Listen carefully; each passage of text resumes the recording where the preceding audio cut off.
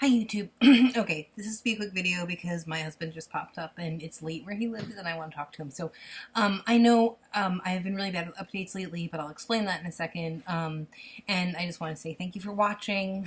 My videos have apparently been problematic lately, so I wanted to address that, but I'll address that later. So I made a video last Saturday. I'm sorry, as soon as I start talking on YouTube, you know this happens. So I made a video on Saturday about unclogging a drain because I was really proud of myself that I figured out how to unclog the drain, and I figured out how to undo the coupling and put it back together. But very shortly thereafter it stopped working, which led me into this nightmare scenario where all I did for a week straight was try to get the drain to work again. Can you believe this? Because I knew that if I didn't, it was draining too much. And unfortunately, there's this problem in the United States with plastic surgeons and having surgery not close to home and going back to your surgeon. I understand on one hand that it's a liability to help sick people or people who are injured or whatever the case is. This was not an injury, this was a broken dollar tube, but whatever, I get it. But at the same time,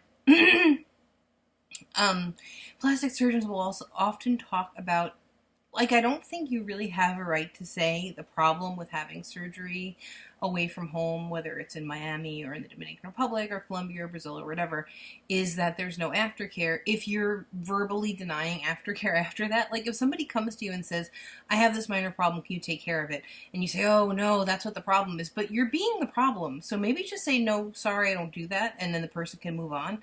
So I ran into a lot of that last week, and it sucked up my whole week. It was really annoying. And in the end of the day, my body just rejected the drain and it fell out. So I'll talk more about that. I know that this is an issue other dolls are facing, and in the end, I'm still happy with my results, and I know that this issue is minor. But I did get a seroma from it, and seromas they're considered a dreaded complication. It's funny, if you get them in the United States, they're extremely common and easy to deal with. If you had surgery outside of the United States, they're a dreaded complication that could lead to the excision of your entire abdominal wall, according to some of the surgeons. On Monday, I saw a plastic surgeon nearby, which reinforced a lot of the reasons why I ended up not having my surgery around here. The surgeon lured me in with the promise of treatment, charged me $550, and then wrote me a prescription to the emergency room. I'm not trying to, down talk that surgeon, although I'm very upset about what happened to me. It's just that, that's the type of stuff you're going to run into with plastic surgeons. And I understand they need to protect their market. Their surgery and their practice is more about, it's differently about money than other doctors. But at the same time, you have to be very careful when somebody who is working with you medically is also trying to sell you something. Throughout the week I was in various Facebook places talking about the issue that I had, but I stress now and then it is not a major issue. A tube broke. It wasn't, a complication. It doesn't need to be in the New York Post. The CDC doesn't have to get involved. I mean, literally, it was like an aquarium tube and a little piece of it broke. And the problem was that nobody would fix it. They would tell me they could fix it, but then they wouldn't fix it. So I ended up getting a drainage massage, and that was fine, and I'm going to continue doing that, but I wasted a week chasing treatment that just would not materialize. Another unfortunate thing, and I just feel like I should tell you guys this because it's part of my experience, and I loved Dr. Lima. I love the outcome. The issue with the drain and the stroma had absolutely not one thing to do with him. But I woke up this morning and I checked my Facebook notifications, and I had been removed from the group of other people who had surgery with Dr. Lima, which was very hurtful. And I talked about it in another group, and I got a lot of support. And I'm not looking for support or anything, but I was really surprised to see that because the issue was my YouTube videos. So you guys have seen all my videos and how I've talked up Dr. Lima and how I really trust him and how he did such an amazing job with me, and I have confidence that I never had. He solved issues with my body that were before I had kids.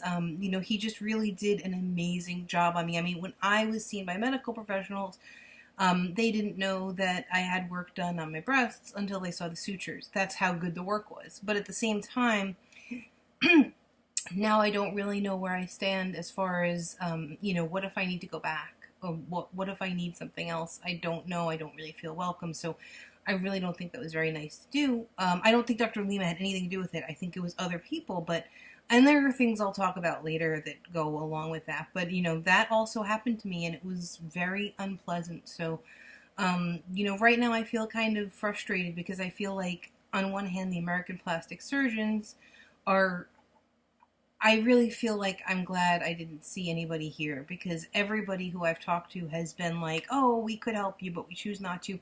And I understand there are all these complex medical issues that go along with it. But at the same time, I just feel like the appropriate response is, I'm sorry, I can't help you, and not, taking somebody who is distressed and trying to distress them more.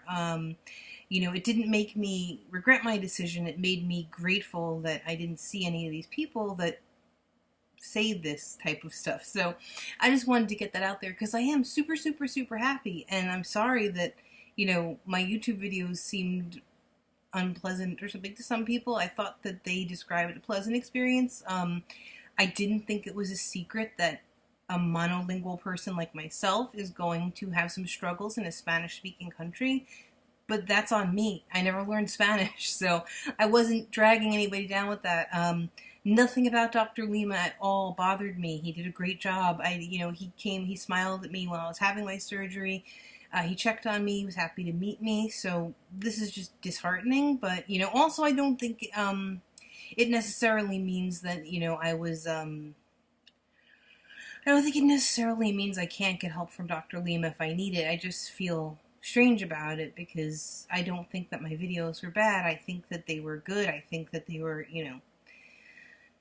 saying nice things, and I was happy. So, I just wanted to update you guys, and I have to stop this video now. I'm getting upset, but thank you for watching, and if you have any questions, comment, tweet me, etc.,